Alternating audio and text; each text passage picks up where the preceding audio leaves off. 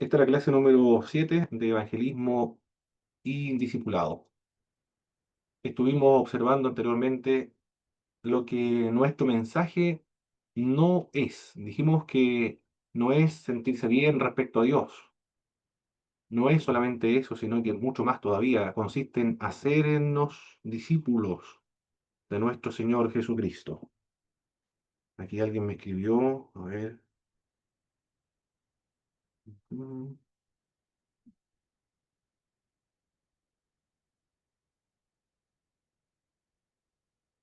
Ya, pensé que querían ingresar. Bien, habíamos dicho entonces que nuestro mensaje no es ven y siéntete bien respecto a Dios, porque no es solamente eso, sino que consiste en hacernos discípulos del Señor Jesucristo. No consiste solo en registrar decisiones, sino comprometerse con la fe cristiana y ser integrado dentro del cuerpo del Señor Jesucristo. Y la persona, o individuo que fue ganado para el Evangelio, comience a participar activamente en una congregación, sea un miembro activo en una iglesia. También nuestro mensaje no es rendirse a Jesús para elevarse espiritualmente por medios propios, porque el evangelismo tiene la finalidad de que las personas sean incorporadas al cuerpo del Señor Jesucristo. Mientras las personas no sean incorporadas al cuerpo de Cristo, entonces no ha finalizado el proceso de la evangelización. Termina el proceso de la evangelización cuando se hace miembro de una congregación, se bautiza en una congregación. Bueno, que esto el bautismo varía también de cada una de las iglesias, cómo ven el bautismo y la responsabilidad de las personas que han sido bautizadas. Si hay un proceso previo antes de que la persona se bautice. Idealmente sería eso, porque en la iglesia primitiva las personas se demoraban 3 años en un proceso de discipulado. Bueno, todo esto se le denominaba catecumenado, ese proceso. Y el catequista era el que enseñaba, el catecúmeno era el que recibía la enseñanza. Y en ese proceso largo, eran 3 años, El, el catequista veía, observaba el crecimiento, el desarrollo, veía también cómo la persona maduraba espiritualmente y cómo iba progresando en su vida cristiana, hasta que se convencía el catequista de que la persona a la cual él estaba guiando, instruyendo, efectivamente se había convertido en un cristiano y no había duda de que era un verdadero y auténtico cristiano porque él era la persona que lo estaba guiando, orientando hacia la fe cristiana. Y después él, es decir, el catequista, era el responsable de presentarlo a la comunidad cristiana, a la iglesia, como un candidato al bautismo. Así era el asunto de la iglesia primitiva, no era tan sencillo como pedir el bautismo, sino que era el catequista el que pedía a nombre del creyente que bautizaran a su discípulo, porque él daba fe, él comprobaba de que su discípulo efectivamente ya era un creyente, por lo tanto era un digno candidato al bautismo. Y luego la iglesia procedía a bautizarlo. No era que pedía una persona que asistía un mes a la iglesia y luego pedía el bautismo, no era así, sino que era mucho más complejo el asunto. Ese proceso se llamaba catecumenado. Catequista era el que, en griego, el que lo educaba, el catecúmeno era el que recibía la educación. En nuestra iglesia actualmente no es así porque si alguien está participando en los cultos, los días domingo, por ejemplo, ha dado muestras a la iglesia de compromiso, pero nadie se encarga de ver con respecto a qué cree acerca de algunas doctrinas, por ejemplo, de la salvación, de la fe, de la conversión, de la regeneración, de quién era Jesucristo, cómo es Dios, cuáles son los atributos de Dios, del Espíritu Santo, la función de la iglesia, la responsabilidad de los creyentes, el significado del bautismo, de la Santa Cena. Algunos hermanos no, no entienden estas doctrinas básicas fundamentales, pero igual se bautizan. Por eso que después vienen algunos problemas Vienen algunas falsas doctrinas también que desde las personas que han sido bautizadas comienzan a enseñar erradamente en las congregaciones como la doctrina antitrinitarias, por ejemplo, o judaizantes también, personas que comienzan a observar la ley o doctrinas erradas que ingresan dentro de las congregaciones cristianas por miembros que ya han sido bautizados precisamente porque no hay ese seguimiento a largo plazo, como ocurría en la iglesia primitiva. Bien, entonces nuestro mensaje no consistía solamente entonces en ven, siéntete bien con respecto a Dios o crecer espiritualmente por medios propios, puesto que la persona debe crecer en comunidad por medio de la iglesia, en la colaboración y en compañía de los hermanos de la congregación, beneficiándose de los frutos y de los dones espirituales de todos los miembros de la iglesia, porque algunos tienen dones de presidir, dones de exhortar, dones de misericordia, de repartimiento, diversos dones de enseñanza, también dones espirituales como las lenguas, las profecías, discernimiento de espíritu, entre otros, y tiene la finalidad de perfeccionar a los santos para la obra del ministerio, para la edificación del cuerpo del Señor Jesucristo. Por lo tanto, solamente en la comunidad de fe, en la iglesia, es donde una persona puede crecer, no por medios propios o individualmente como llanero solitario, sino que debe asistir a la iglesia para crecer, para restaurar la imagen de Jesucristo en él o en ella. Los aspectos esenciales de la salvación estuvimos observando: Dios es eterno, es amor, es misericordioso, es infinito, es espíritu, es santo, es justo. También Jesucristo es el Hijo de Dios, es Dios, el que murió por nuestros pecados, nuestro sustituto, es el Dios hombre, el que une al hombre con Dios, el que restaura la condición pecaminosa de todos los seres humanos y las personas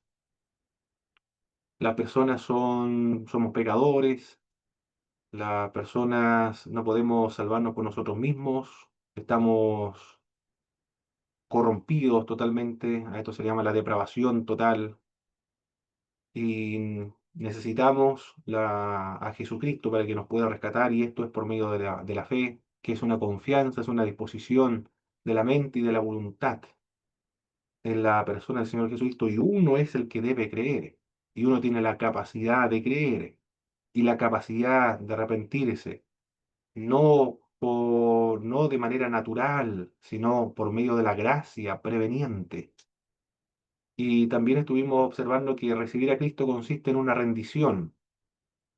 Cuando le decimos a las personas reciban a Jesucristo, le queremos decir que se rindan a Jesucristo, que se humillen a Jesucristo, que se sometan a Jesucristo, que se esclavicen, se vuelvan esclavos de Jesús de Nazaret, que tomen su yugo, el yugo de Jesucristo, que se crucifiquen con el Señor Jesucristo, que mueran a sí mismos con Jesucristo, que sean sepultados también con Jesucristo, que sean nueva criatura, resuciten con la persona del Señor Jesucristo en una novedad de vida, que renuncien a su voluntad, que renuncien a sus proyectos de vida, porque estaban construyendo su vida y sus proyectos futuros sin Cristo. Ahora se les dice que deben cambiar todos sus proyectos futuros y ahora deben reestructurar sus proyectos futuros en torno a la persona de Jesucristo. Comienzan a construir su vida ahora en torno a Jesucristo, que es construir en la roca. Comienzan a edificar, a construir, a proyectar su vida, su existencia, su juventud, todos los proyectos de vida, todos los propósitos, las metas finales que tengan en la vida, en torno a la persona de Cristo. Deben tejer su vida en torno a Jesucristo. Eso es rendición. Eh, lo que le estamos pidiendo, ¿qué le parece, hermano? Lo que le estamos pidiendo a las personas cuando le decimos reciban a Cristo. Nosotros decimos reciban al Señor Jesucristo. Bueno, ¿qué es lo que es recibir a Jesucristo? Eso es recibir a Cristo, lo que estamos viendo ahora. Recuerde que ahora ya usted está comprometido, es responsable de hacer una buena tarea evangelística, porque ya comprende lo que significa recibir al Señor Jesucristo. Recuerde que cuando estuvimos viendo la introducción al evangelismo en el Pacto de Lausana decía que no hay que esconderle el costo del discipulado cristiano a las personas. No es una venta, sino que presentar el Evangelio del Señor Jesucristo. En esto consiste el Evangelio, en rendirse a Jesús de Nazaret. Es complejo, ¿ah? Pero la persona que entiende y es lo que le están pidiendo y la exigencia del Señor Jesucristo, va a tener claro en qué consiste recibir a Cristo. Y si alguien dice, yo quiero recibir a Cristo, ya sabe en qué consiste recibir a Cristo, sabe que tiene que renunciar a sí mismo, renunciar a su voluntad y su proyecto de vida, todo, y reestructurar toda su existencia ahora en torno a la persona de Jesús de Nazaret. Si alguien no entiende lo que significa recibir a Cristo, pensando que consiste en recibir a Cristo simplemente en el corazón y después ya fue salvo, y los problemas ya se solucionaron en cuanto a la eternidad, y no hay nada más que hacer ahora porque ya se cumplió los propósitos finales, redentores, la vida no va a ser transformada, no va a entender por qué hay que ir a la iglesia, por qué hay que leer la Sagrada Escritura, por qué hay que orar, por qué hay que meditar en la palabra de Dios, por qué hay que beneficiarse de las predicaciones, no va a entender.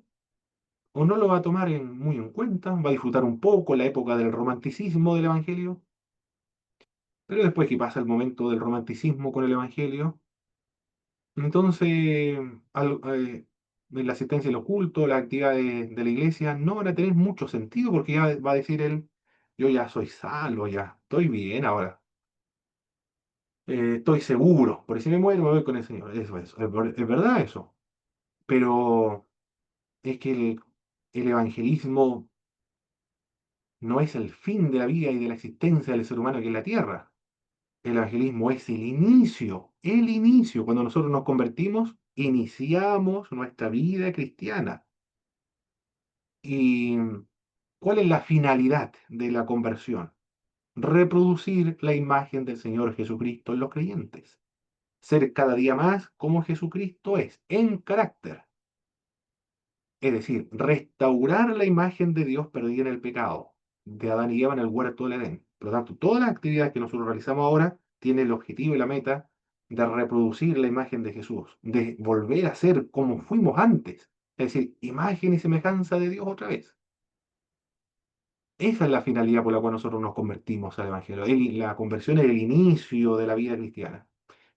Es sencillo, es por medio de la fe. No hay ningún esfuerzo humano, no hay ninguna obra, no hay ningún mérito humano para la salvación. Pero para el crecimiento cristiano, que es el propósito de la salvación, hay un esfuerzo. Por eso que los predicadores y los pastores dicen y decían, los más antiguos, debemos esfuerces, hermano, debemos esforzarnos de ir a la iglesia, de estar en los cultos, de leer la palabra, de asistir a las oraciones de la iglesia, esfuerces, hermano. Algunos decían, pero esforzarnos, pero si la salvación no es por obra, ¿para qué nos vamos a esforzar? No, me da la impresión que nos están manipulando aquí, nos están diciendo que debemos esforzarnos para que nos tengan en los cultos y así nos puedan estar mirando y pueda estar la iglesia llena. Me da la impresión que para eso nos dicen que nos esforcemos, para mantenernos acá. No es para eso. El esforzarse en participar en todas las actividades, las disciplinas espirituales, es para reproducir la imagen del Señor Jesucristo en cada uno de los creyentes. Es decir, para crecer espiritualmente, para madurar, para crecer a la estatura de un varón perfecto conforme a la imagen del Señor Jesucristo. Si no se entiende eso, entonces es un despropósito ir a la iglesia. Y los hermanos van a estar contentos de que ya me convertí, ya estoy bien, estoy seguro, pero no van a querer ejercer o ejercitar la disciplina espiritual. Por eso tienen que entender bien el, el evangelismo y lo que significa el recibir al Señor Jesucristo. También habíamos dicho que recibir a Cristo tiene que ver con el arrepentimiento también. El arrepentimiento es un cambio de actitud, un cambio de perspectiva, es abandonar el pecado. Si no abandona el pecado, no se ha arrepentido. El arrepentimiento es abandonar el pecado. Y también incluye la fe. La fe es apropiarse de las verdades de las Sagradas Escrituras, apropiarse de la obra de Jesucristo que hizo a favor de nosotros en la cruz, apropiarse de Jesucristo, de la obra redentora, hacerlos nuestros. Incluye el conocimiento y también incluye los sentimientos, el asentimiento. Es decir, yo estoy de acuerdo con lo que se me están diciendo y después hago mía las verdades. La fe es una confianza. Yo confío en Jesús de Nazaret. Es una disposición de la mente y de la voluntad. Y el hombre es el que cree. El hombre es el que ejerce la confianza en el Señor Jesucristo. Y no lo puede ejercer por sí solo, sino que lo ejerce por medio de la gracia preveniente, una doctrina muy importante para todas las iglesias que provienen de los movimientos de santidad y los movimientos wesleyanos, de las iglesias metodistas, de donde surge el pentecostalismo. Esas son las raíces de las iglesias pentecostales. Lo que vamos a ver ahora, entonces, ¿por qué no puedo ver aquí? eh,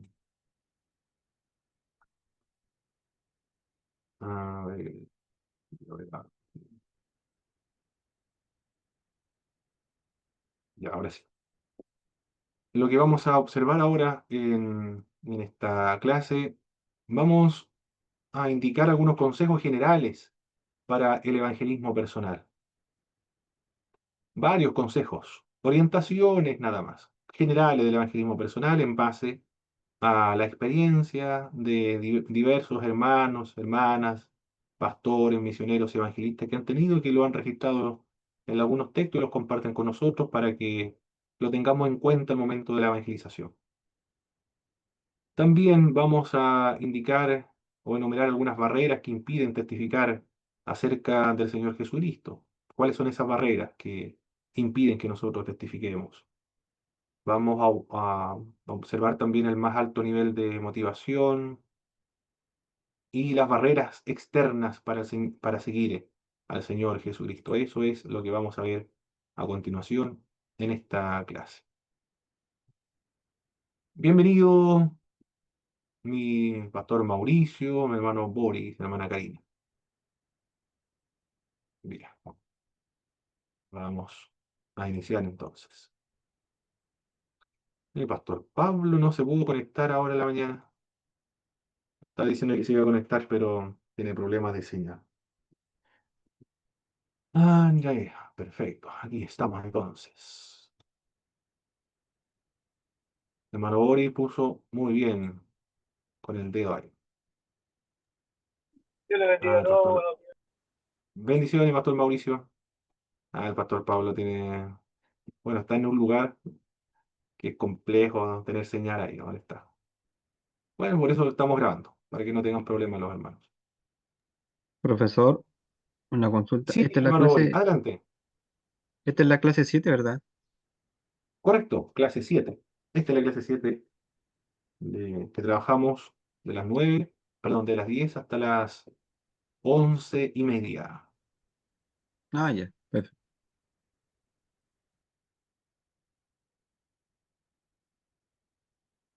En el capítulo 7 del libro de McRaney, que fue editado en 2012, presenta varios consejos para la conversión en el evangelismo personal.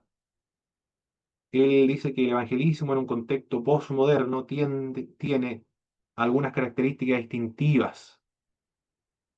Examinar las características de las conversaciones espirituales y evangelísticas le van a proporcionar una mejor comprensión para o para evangelizar a la gente, cada vez más influenciada por el pensamiento postmoderno. Nosotros nos encontramos actualmente, mis hermanos, en un proceso de transición de la modernidad a la posmodernidad. Y las características culturales y sociales de las personas han cambiado. Un ejemplo de esto es que la época de la posmodernidad se caracterizaba por ser racionalista y en cambio ahora se caracteriza por ser mucho más sobrenaturalista. Ahora las personas tienen una predisposición a lo sobrenatural, una predisposición también a lo espiritual, no necesariamente a lo institucional de la religión. Desconfían hasta el día de hoy de las instituciones religiosas.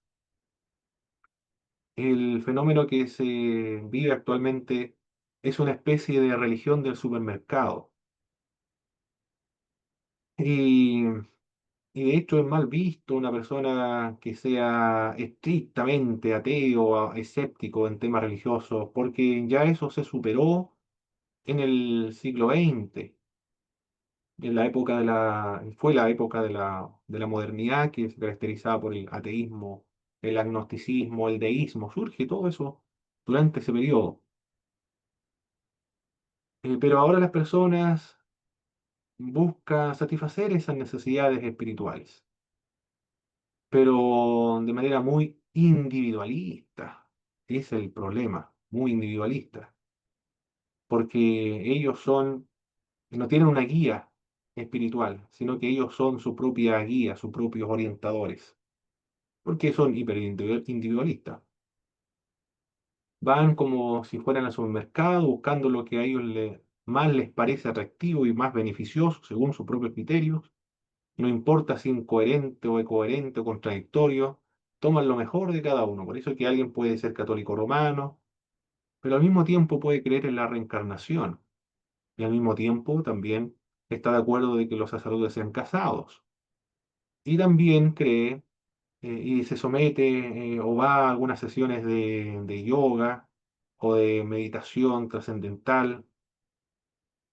O también puede estar participando en un culto evangélico y puede ver el horóscopo, la astrología, o puede consultar igualmente a, esto le ocurre también en los hermanos de nuestra iglesia, un encargado de obra, pero esto no tiene mucho que ver con la posmodernidad, pero más o menos describe lo que quiero indicar con esto del sincretismo, un encargado de obra. Pues no es un hermano, sino un encargado de obra, un encargado del guía de local, a cargo de una filial de una iglesia, se enfermó de la pierna y no fue a los médicos, fue a los médicos, pero no le solucionaron el problema. Al final dejó botado, salió el tratamiento y se fue a una machi para que le pudiera hacer remedio, porque él dijo, esto no es una enfermedad de Winca, sino que esto es una enfermedad mapuche, por lo tanto solamente la machi me puede solucionar el problema. Y alguien le pregunta, ¿y por qué usted se supone que es cristiano, evangélico, va a una machi para que le hagan machitún y le solucionen su enfermedad? La desesperación, pues le dijo al hermano, la desesperación es la que me hizo porque no me querían solucionar el problema, no me recuperaba y no sabía qué es lo que era, entonces la desesperación fue lo que me llevó a consultar con una machi. Bueno, él tiene un problema doctrinal, hay un problema teológico ahí, porque no tiene la comprensión de Dios como el omnipotente. El Dios no tiene una concepción clara del Dios omnisciente. O quizás lo tenga, pero no lo aplica, porque un tema es el creerlo o tener esa doctrina, pero lo otro es aplicar la doctrina a nuestra vida personal, como Jonás, por ejemplo. Yo soy el profeta seguidor de Dios del cielo, de la tierra, pero sin embargo pensaba, y del mar y de todos los lugares, pero al mismo tiempo pensaba que podía huir de Dios, escondiéndose en el barco. También tenía una mala comprensión de la omnipresencia de Dios, la infinitud de Dios. Es un problema muy grave eso, muy, muy grave. En la práctica, no sé si tenía una buena teología o no, pero una mala práctica, sí, una muy pésima práctica, porque no recurrió a Jesucristo para que orara y se sanara su pierna. ¿Por qué no hizo eso? Si era cristiano. Bueno, la posmodernidad busca lo mejor de todas las religiones y puede experimentar con los suníes. No, no son los suníes, son los sufíes, los musulmanes que son místicos, los carismáticos musulmanes. Y le encanta estar participando en una reunión de los sufíes. porque cantan, saltan, también danzan espiritualmente. Son como la misma danza espiritual en nuestras congregaciones. Son místicos. El misticismo se puede encontrar en todas las religiones. Y después se va y busca el hinduismo, después en el jinismo. Le gusta también algunas doctrinas del judaísmo. Y ahí está, yendo de un lado hacia otro, porque anda buscando satisfacer esas necesidades espirituales. Esa es la sociedad posmoderna. Y así podemos seguir listando otras características de la sociedad posmoderna en la antigüedad, de la época de la modernidad. Se buscaba el ahorro, ahorrar para el futuro, para una buena vejez, para una casa y para salir de vacaciones con su familia. Es el pensamiento normal de las personas de la época del siglo XX y de la modernidad. Pero ahora, como están las tarjetas de crédito, entonces yo no voy a esperar en el futuro salir de vacaciones y ahora puedo pedir un préstamo y salir ahora mismo de vacaciones. ¿Para qué voy a ahorrar? Después pago, ahora disfruto. Ha cambiado la perspectiva de las sociedades. Hay muchos más ejemplos, más diferencias, pero lo que quiero explicar es que estamos en un periodo de transición. Todavía estamos en la modernidad y también parte de la posmodernidad. Por lo tanto, estos consejos tienen relación o se enmarca en el contexto de esta transición de la modernidad y la posmodernidad. En la época de la posmodernidad, entonces, se prefiere múltiples encuentros. En el pasado, el evangelismo personal se centró en encuentros aislados o individuales, pero suele necesitarse más de un encuentro con el mensaje del Evangelio para confiar en Cristo. El testigo puede contar con que los encuentros múltiples serán la norma. Al tratar con un extraño puede tener un solo encuentro, pero puede ser la cuarta o la décima persona que Dios ha enviado para comunicar el Evangelio. Por lo tanto, no vamos a tener la presión de que cuando la persona tiene contacto con nosotros, de llevarlo al Señor Jesucristo, aceptar al Señor en su corazón para ser salvo. No vamos a tener esa presión, puesto que vamos a considerarnos como una persona más en la vida de ese individuo que le va a predicar el Evangelio, va a sembrar la semilla, va a regar, va a desmalezar, pero somos un eslabón más en la cadena de la vida de una persona que Dios está guiando para sí mismo, es decir, para la fe. Eso es, el encuentros múltiples. Nosotros realizamos nuestra labor en el momento o en la instancia, la circunstancia que Dios nos pone, nada más que eso. También en la época de la posmodernidad, el evangelismo está centrado en el oyente, menos en el testigo. Hay una diferencia ahí. Es una gran diferencia.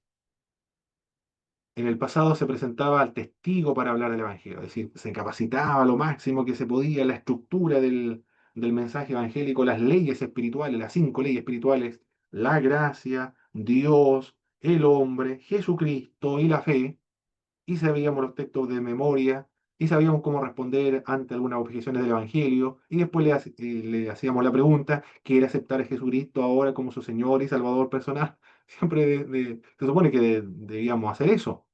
En el evangelismo de la modernidad, en la época anteriores, así lo aprendí yo.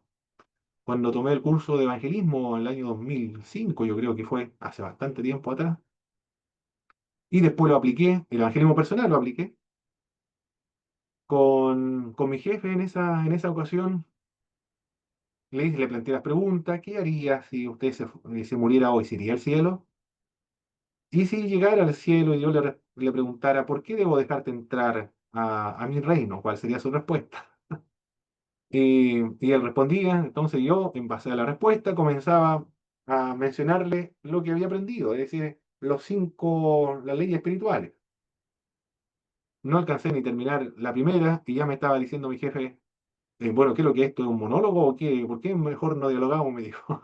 ¿Por qué mejor no escucha lo que yo tengo que decir? Claro, tenía toda la razón, porque las personas no quieren recibir una presentación impecable del Evangelio. bien pulido del Evangelio.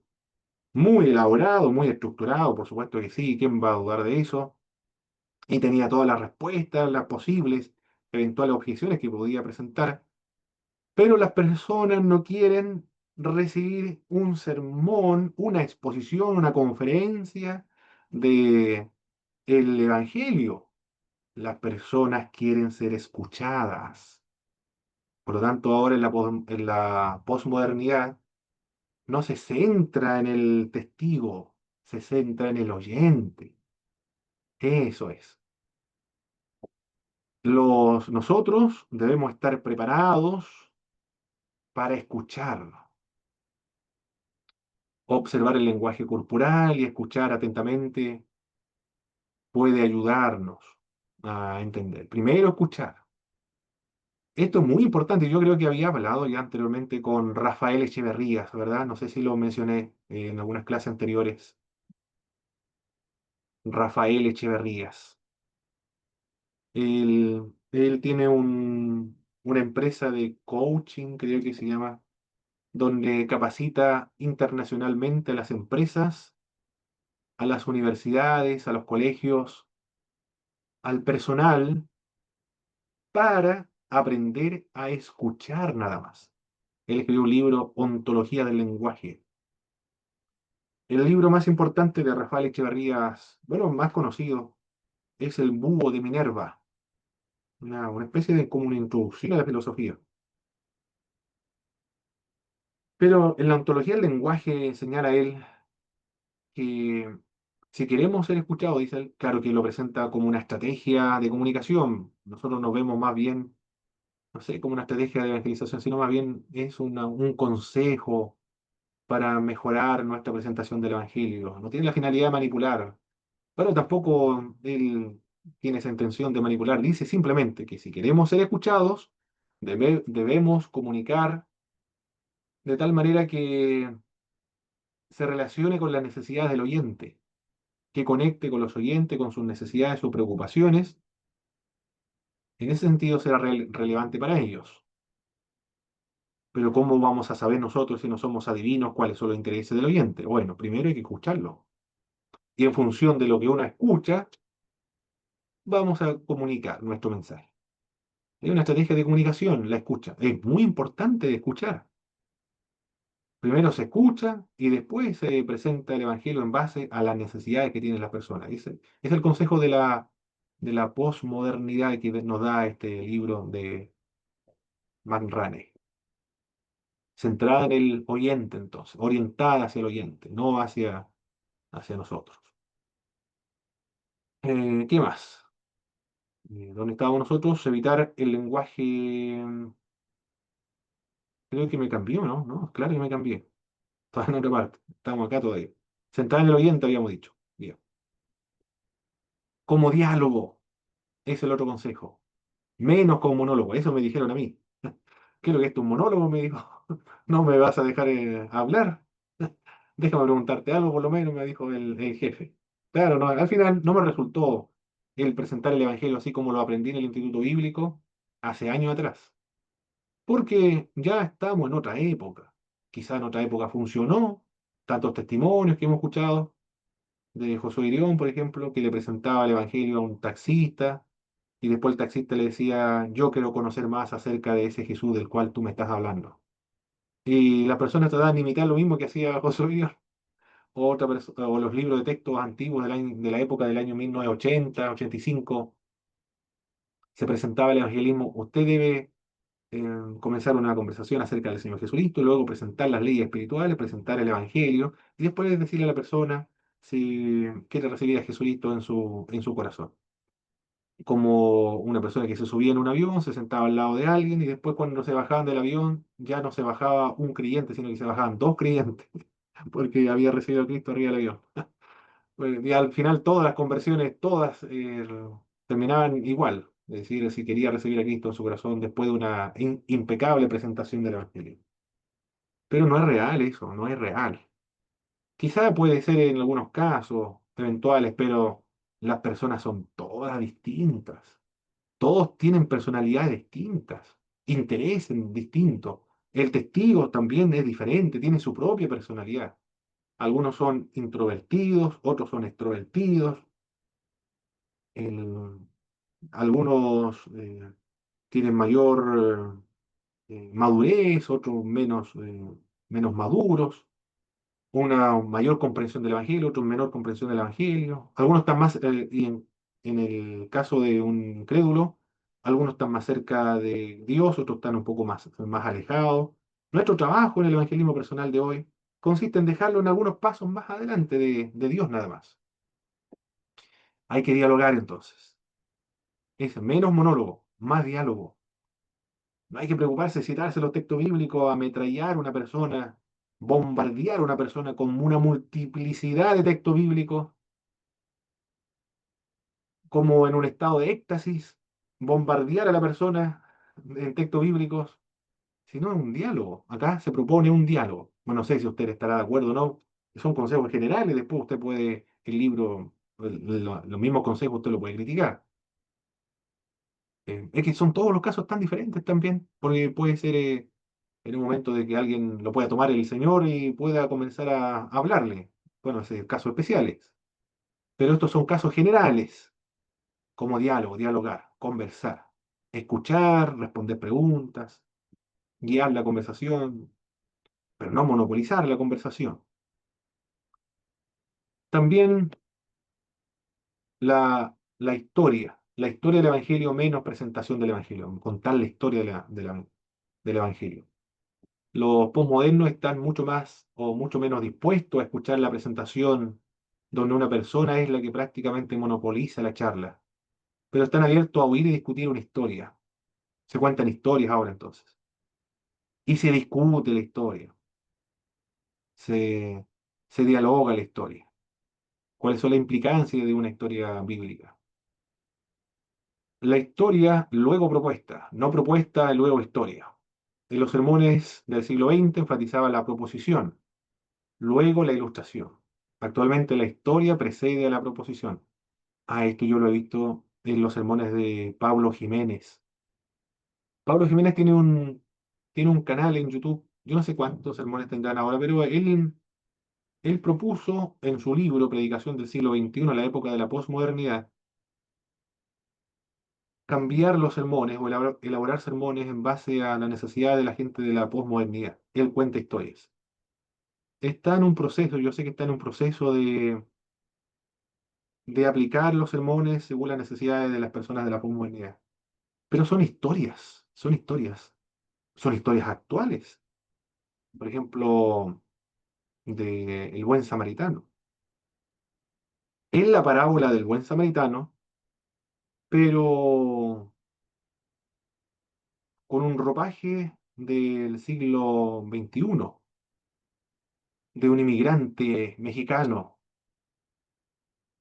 que, que cruza la frontera hacia los Estados Unidos y que queda herido, le roban todas sus cosas, indocumentado, y alguien lo ayuda,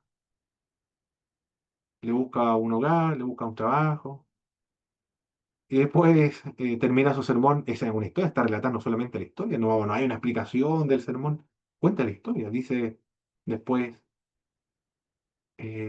ve tú y haz lo mismo, y ahí termina su sermón. Mm, Bueno, él trata de aplicar lo que él implementa o lo que él aporta a la homilética, a la predicación, a la elaboración de sermones. Pero sí, él dice primero la ilustración debe venir primero y después la proposición. Ve tú y haz lo mismo, esa es la proposición. Ve y haz exactamente lo mismo que hizo esa persona. Extraordinario, terminó el sermón impecable, me gustó cómo lo... Fue impactante, ¿eh? La primera vez que lo escuché fue impactante, le dicen, ve tú y haz lo mismo. Usted lo puede buscar a Pablo Jiménez en sus sermones. Pastor Pablo Jiménez quizás podría ser, pero tiene un programa o artículos también. Él se dedica o es especialista en la elaboración de sermones. Tiene libros también de elaboración de sermones.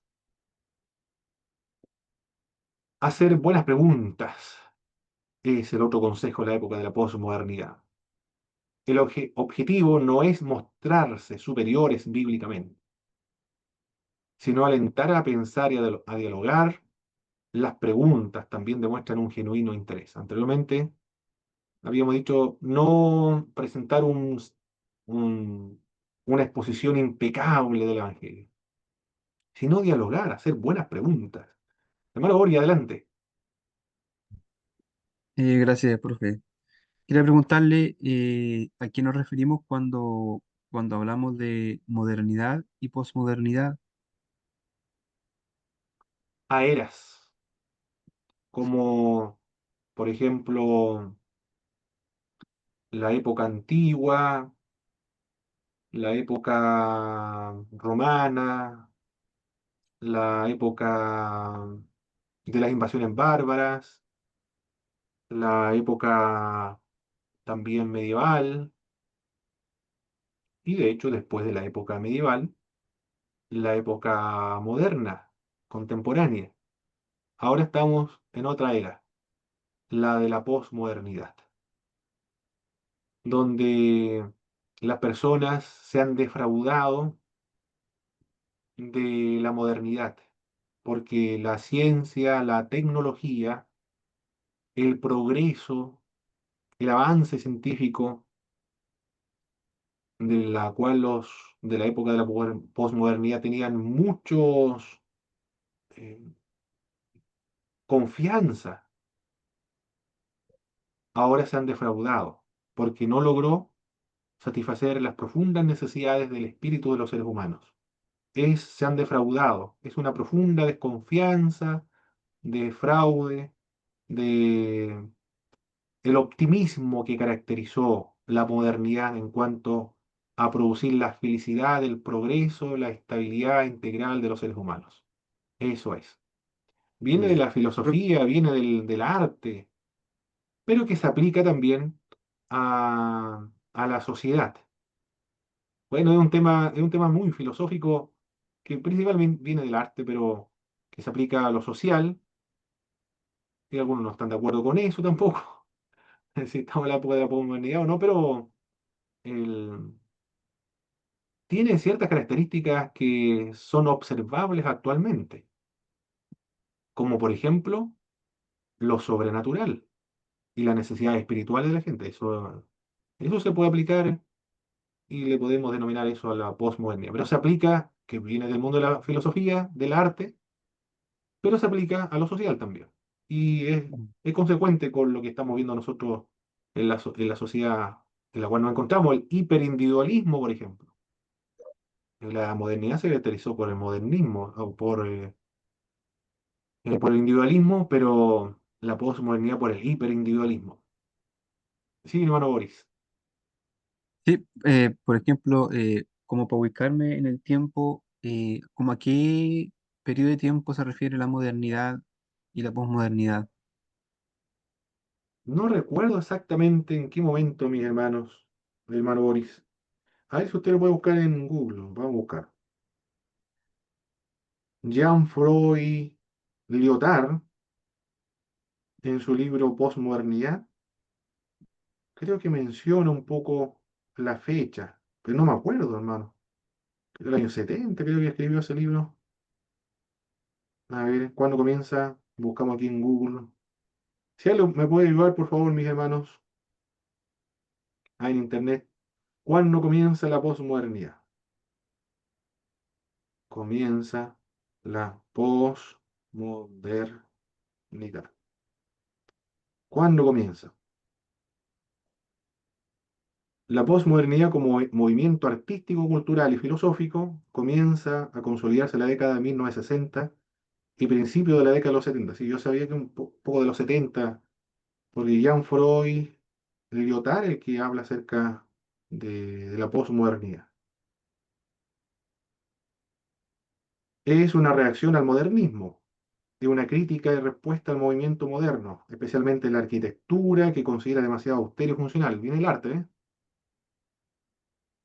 Influencias filosóficas, escepticismo y subjetividad son algunas características, resistencia al racionalismo, individualismo y presentismo, mezcla y hibridación, donde se mezclan diferentes formas de conocimiento y la religión pasa lo mismo. Bien, eso es la posmodernidad. ¿Qué dice entre 1960 y 1970? Yo sé que Jean-Freud Lyotard escribe su obra en esa época, en 1970 y tanto. Pero eso es, hermano Boris. Ya.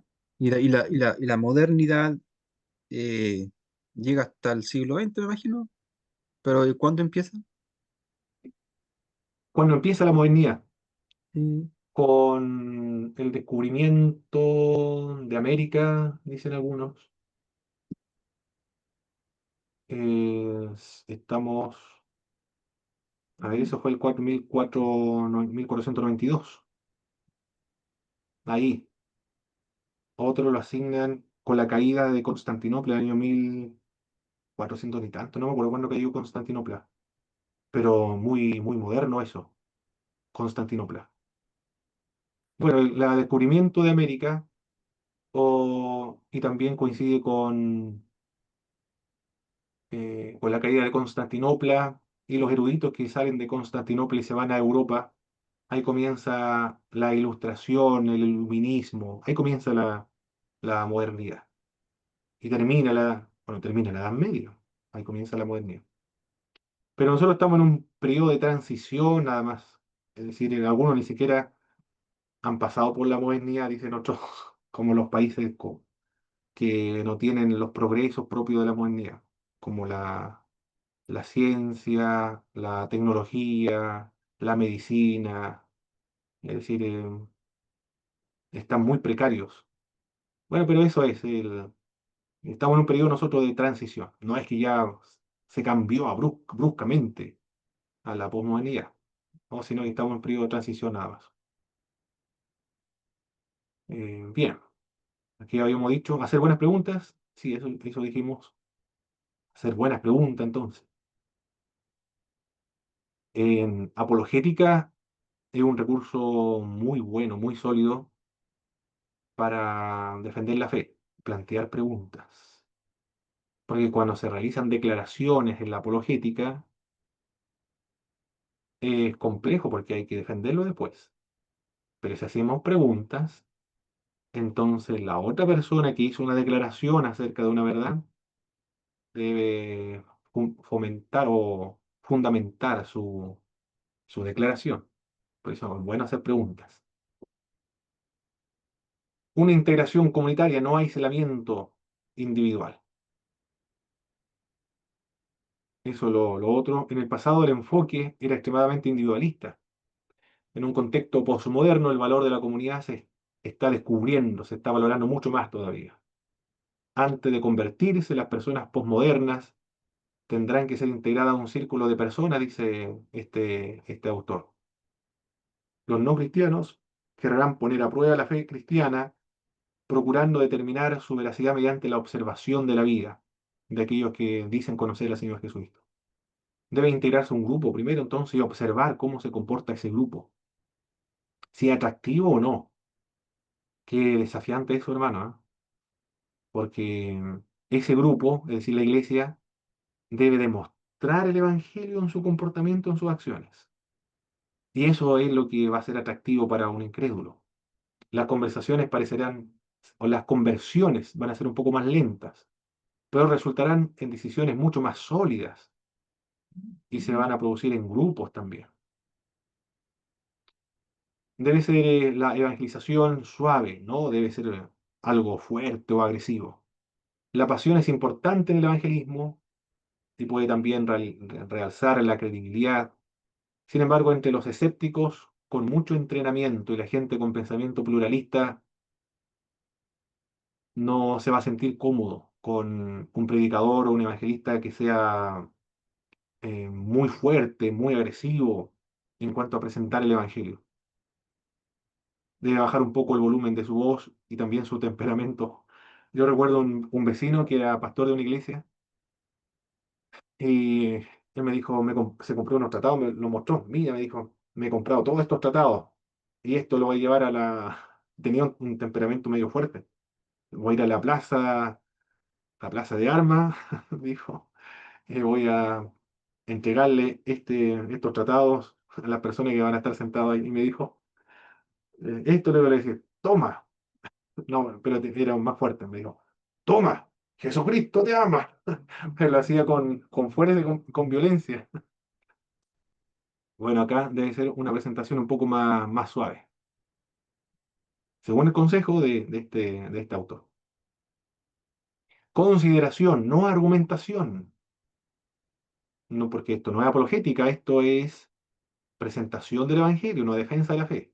No vamos a comenzar a debatir, a pelear, a discutir. ¿Qué clase de evangelización va a ser esa? Va a ser un obstáculo. En vez de dejarlo algunos pasos más adelante de Dios, lo dejamos mucho más atrás todavía. Podemos plantarnos firmes en nuestras posiciones y creencias y presentarnos con confianza, pero para que nos oigan con atención, no deben vernos como imponiendo nuestras creencias a los otros. Esa impresión no debe quedar, de imponer nuestras creencias. Debe ser considerado entonces el momento de la presentación del Evangelio.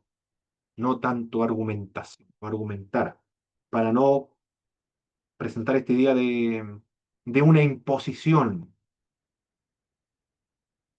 porque el que argumenta da la impresión de que me quiere persuadir, me quiere convencer, me está dando la impresión que me está manipulando o me está forzando a tomar una decisión y las decisiones no se adoptan de esa forma, sino que en lo privado quizás, en el diálogo, en la conversación, en las preguntas, en la soledad, en su reflexión privada, va a tomar una decisión, pero no así en el momento bajo presión. Visita guiada, no venta de boletos. El testigo, en un contexto posmoderno, deberá usar un lenguaje y un sistema de comunicación que demuestre una conversación de adulto a adulto, no de un adulto a un niño, claro que sí. Debemos hablar con la gente, no hablarle a la gente, en especial no de manera condescendiente. No debe quedar la impresión de superioridad del evangelista, de un experto en evangelismo, de un experto en Biblia, de, con una actitud paternalista, es decir, como un padre le habla a su hijo. No puede quedar esa impresión de un papá hablando a su hijo, sino de un igual, igual, una conversación de adultos, de iguales, no de un superior o un inferior. No debe quedar esa impresión de esa actitud. Esto ya lo había dicho Luis Palau, que estaba enfermo de cáncer, falleció como hace 3 años atrás, no recuerdo hace cuánto tiempo falleció, pero él aconsejaba de cuando llegaba el momento de presentar el Evangelio frente a un grupo de inconversos, o cualquier pregunta que le plantearan a un cristiano, un pastor, no debía quedar el pastor o el evangelista como una persona superior, eh, como un padre, por ejemplo, la visión de un padre, sino de un igual, con sencillez o con humildad, decía Luis Palau, no con una actitud de paternalista o de un adulto hacia un niño, sino de un igual, de una conversación entre adultos. Más sobrenatural, menos superventas o naturales también. Bueno, aquí la oración es muy importante, invitarle a orar, invitarle a conversar con Dios, que hable con Dios, aunque no lo vea, que hable.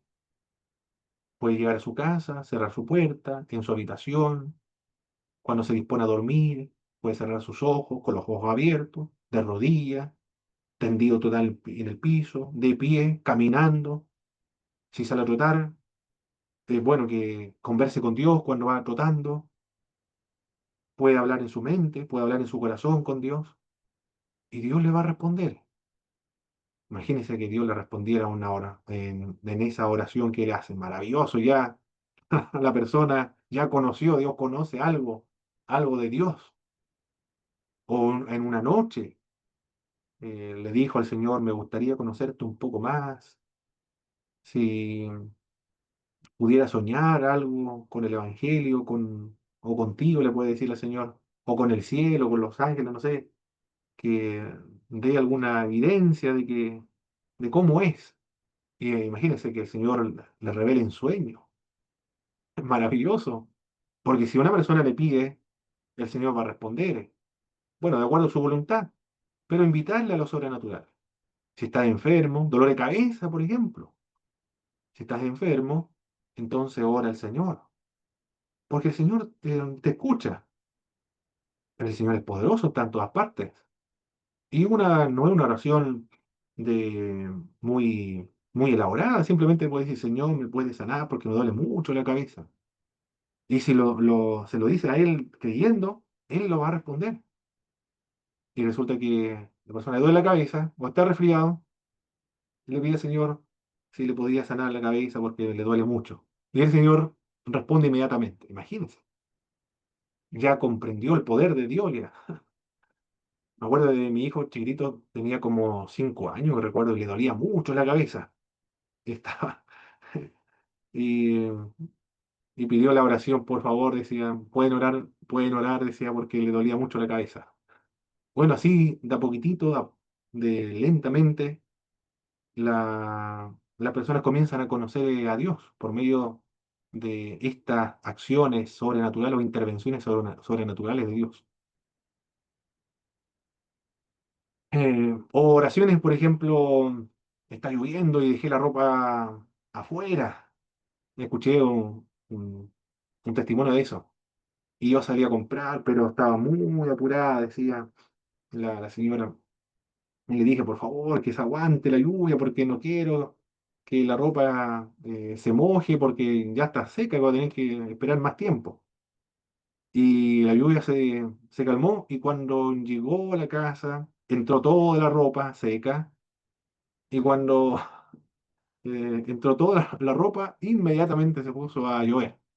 ¿Cuál es la impresión de la hermana? Que el Señor le escuchó su oración, obvio, obvio. ¿Quién no va a creer en un Dios así? Que responde a las oraciones. Ya, eso es lo sobrenatural, menos superventas o naturales. En la cultura actual, el testigo sabio invertirá más tiempo hablando sobre los beneficios y los costos terrenales que sobre los beneficios eternos de seguir a Cristo. Cuando oímos a la gente hablar sobre sus matrimonios, sobre sus finanzas o las desilusiones de la vida, debemos escuchar las oportunidades para hablar de Cristo. ¿Cómo se relaciona Jesucristo, el Evangelio, con esas necesidades? Más que presentar las leyes espirituales que yo le había dicho, las 5 leyes espirituales para guiar a una persona a Cristo, la persona no está interesado en una exposición del Evangelio de la gracia de Dios, Jesucristo, ¿qué más? El pecador y la fe. El problema que está pasando es el matrimonio. Su esposa se enfermó, tiene que hacerle exámenes médicos.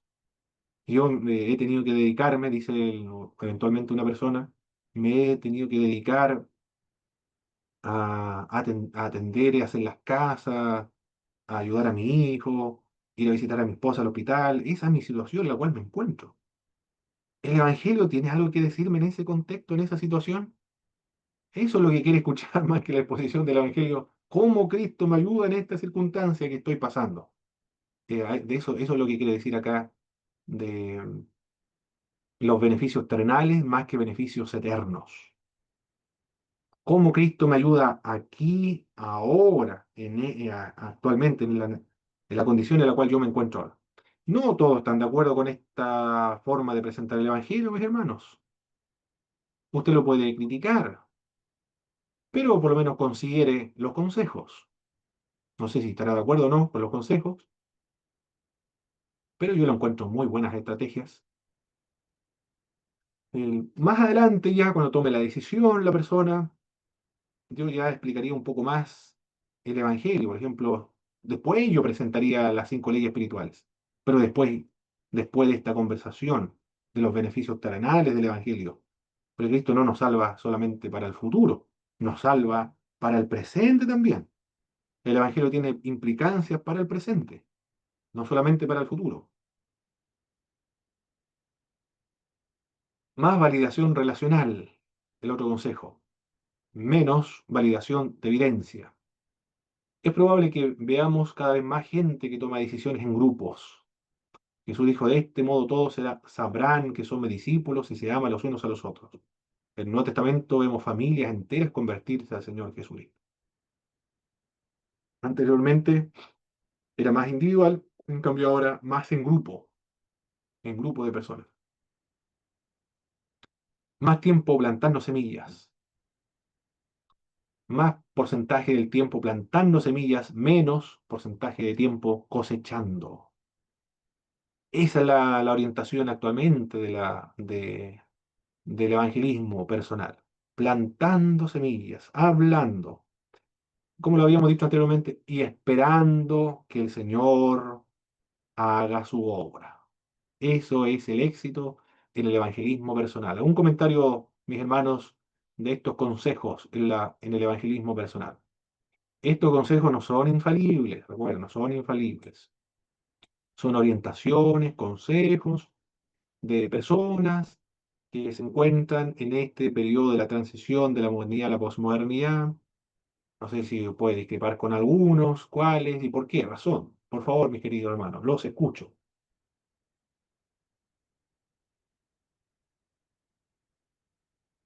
El hermano Boris, si está hablando, está muteado.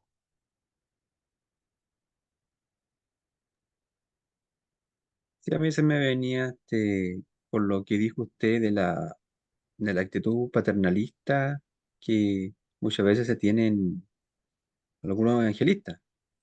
Pero Correcto. yo creo que está bien, pero yo creo que eso de repente depende del caso, porque hay personas que sí necesitan sentirse protegidas porque están muy vulnerables o vulneradas.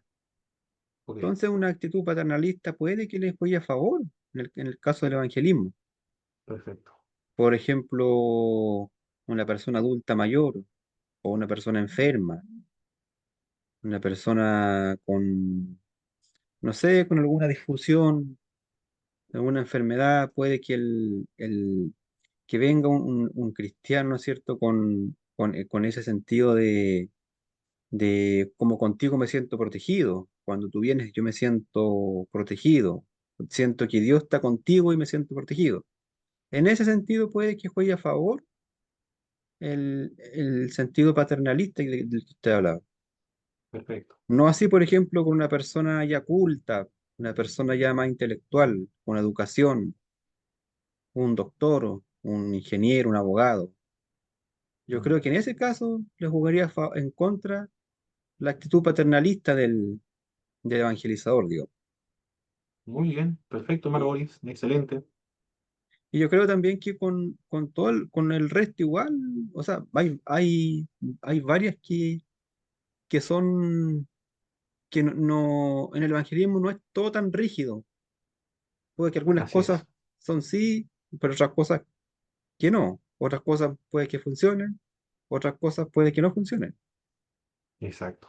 Y así. Eso quería comentar, pues. Perfecto, hermano Boris. Muchas gracias. Sí, porque todas las personas son distintas, tienen distintas personalidades, temperamentos, experiencias, trasfondos culturales, sociales, familiares. Claro, no todos tienen la misma característica. Muy bien. ¿Alguien más, mis queridos hermanos, hermanas? Mi hermano Pablo, Pa- yo quedé con una duda acerca de lo que se refiere con más sobrenatural. Ahí me quedé con una duda, no lo capté muy bien. Ahí dicen más sobrenatural, menos superventas, es decir, natural.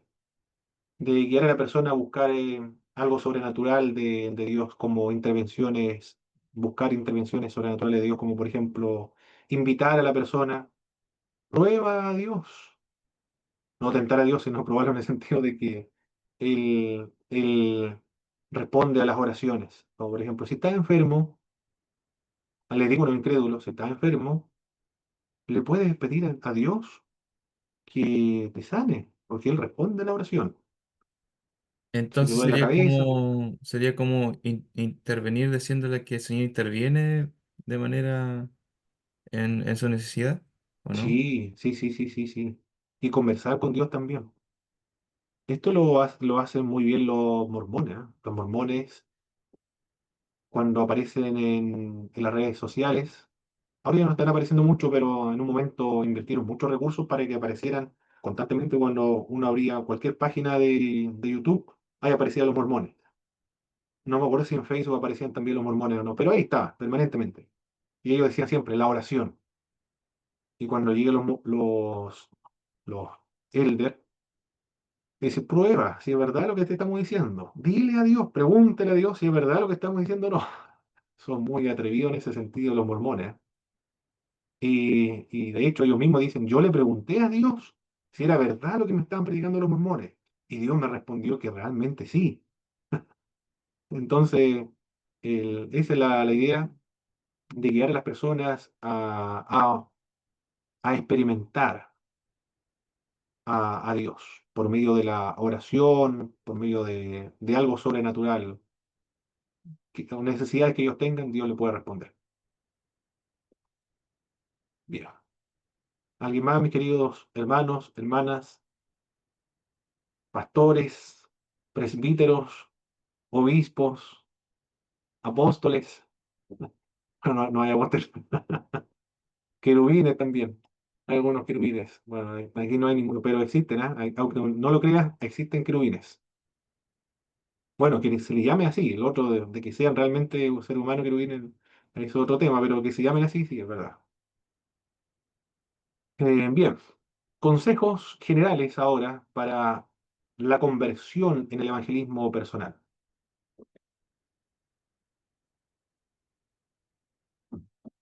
Usa un lenguaje común que el perdido pueda entender, no términos religiosos. Claro que sí. Yo creo que esto es un... Por eso está en primer lugar, ¿cierto?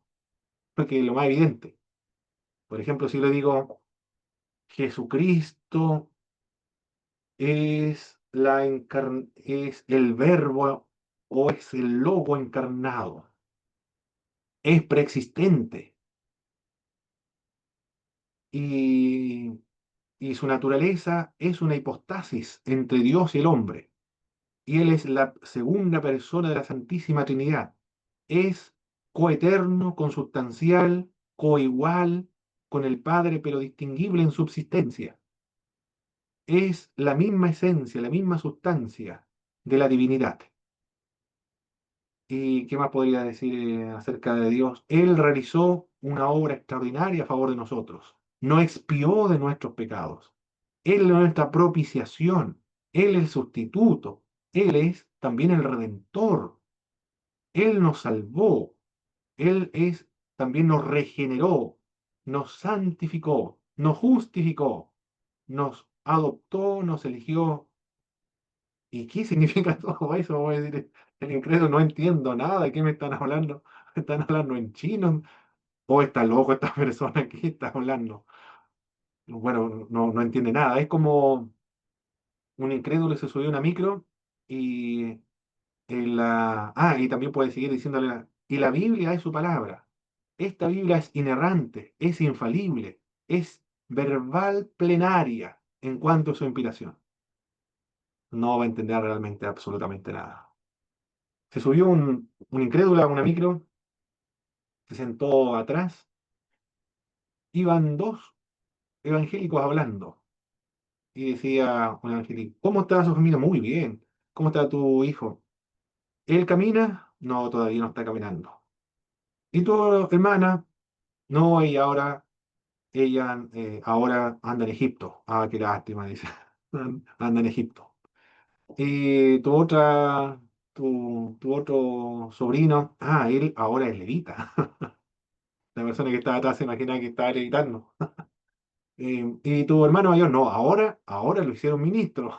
Y el otro se estaba imaginando que era ministro de Estado o algo relacionado con... Bueno, no entendía nada del lenguaje evangélico.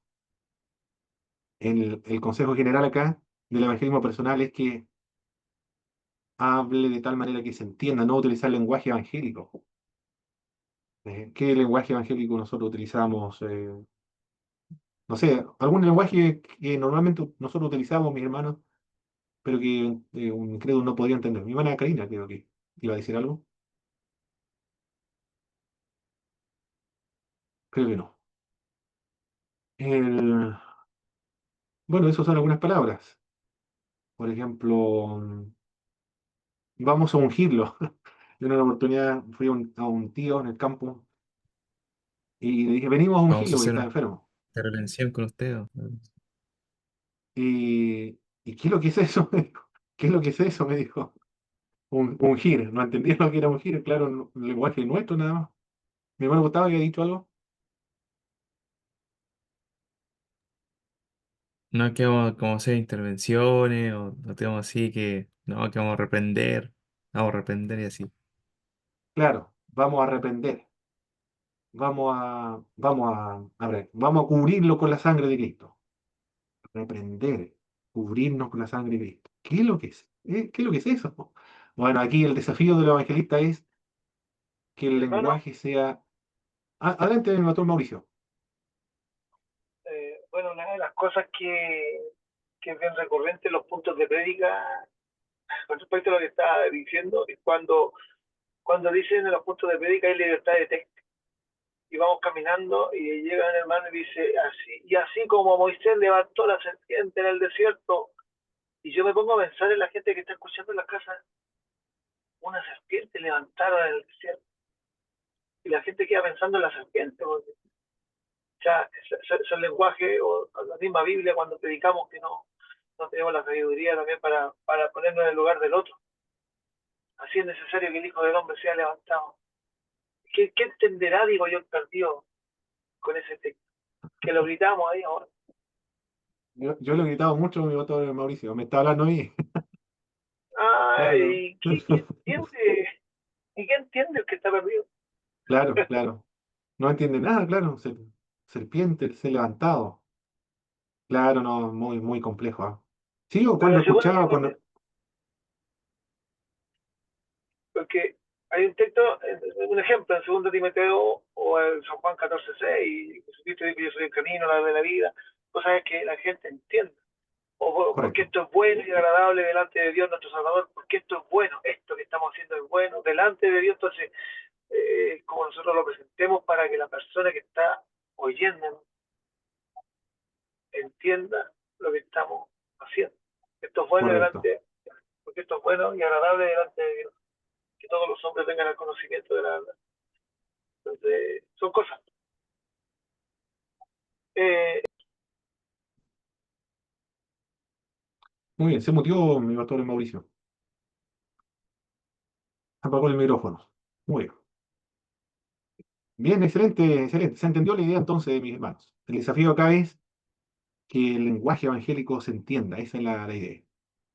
Ahí tenemos que hacer todos los esfuerzos posibles, emplear todas aquí hay que hablar con peras y manzanas, de tal manera que entiendan los hermanos, no tan complejo, porque nosotros hablamos lenguaje evangélico y para justificarnos podemos decir es que el hombre natural no entiende las cosas que son del espíritu porque estos se han de discernir espiritualmente, pero si la culpa es nuestra que nosotros no aclaramos el mensaje, no hay que justificar eso, el hombre natural, pero si la culpa es nuestra, nosotros somos que no aclaramos. Cristo habló en parábolas, una historia terrenal con un significado espiritual.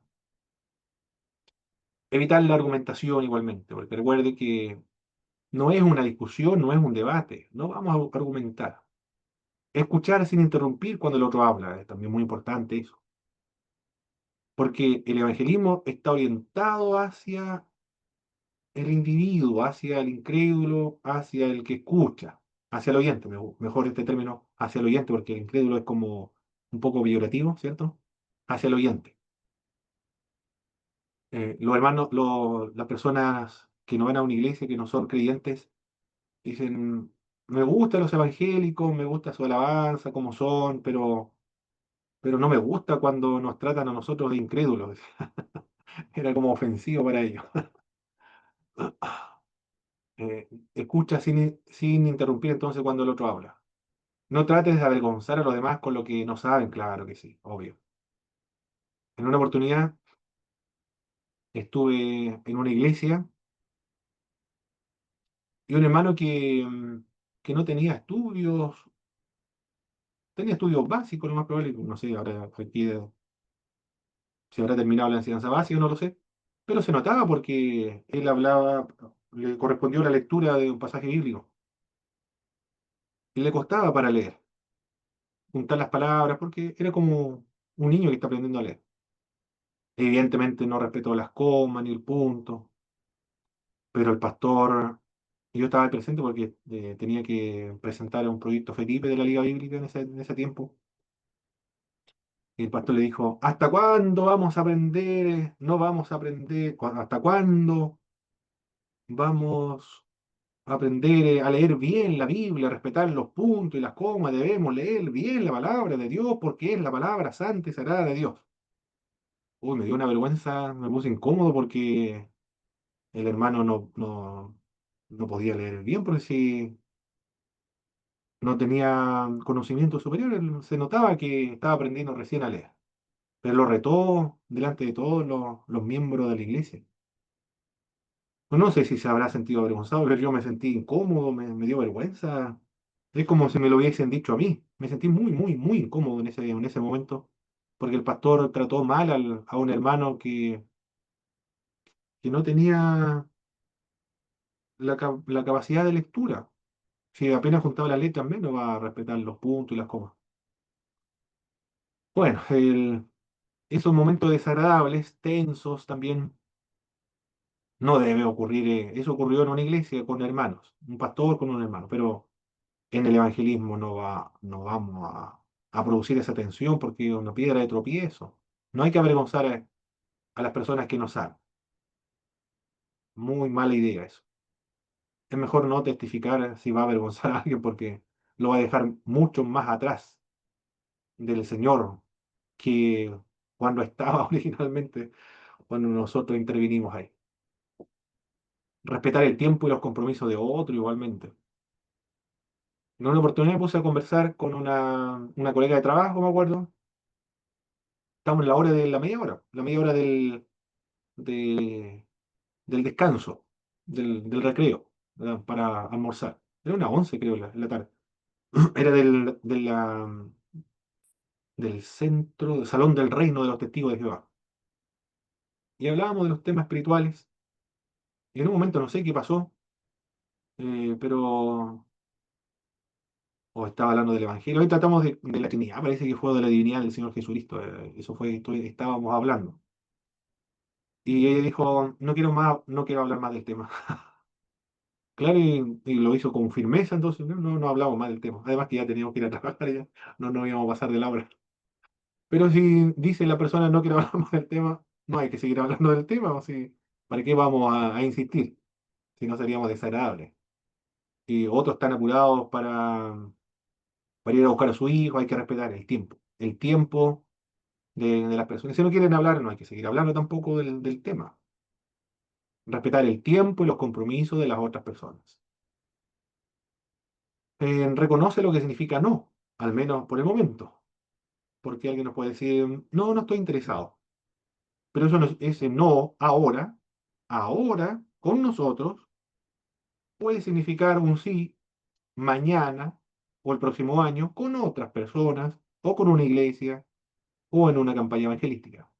Por lo tanto, no nos vamos a frustrar, ni tampoco vamos a sentir impotencia de ser unos ineptos en la evangelización, porque recuerde que nosotros simplemente sembramos semillas nada más que eso, y dejamos el resultado al Señor, como bien lo dice el himno.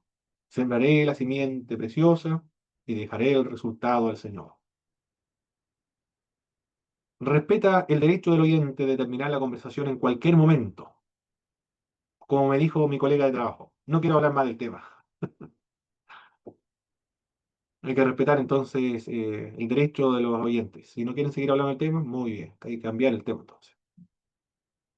Trata de mantener una buena disposición para que puedas entablar futuras conversaciones.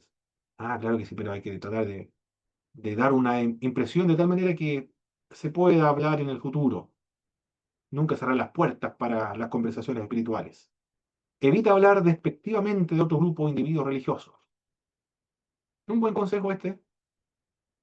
Yo me he dado cuenta que es un consejo pertinente porque cuando me convertí al Evangelio, bueno, yo vivía en el campo hasta los 11 años, en el sector de Yarquenco. No es Yarquenco, es Yarquenco, entre Caragua y Puerto Saavedra. Y le dije a mi tío acerca de, yo me había convertido al evangelio.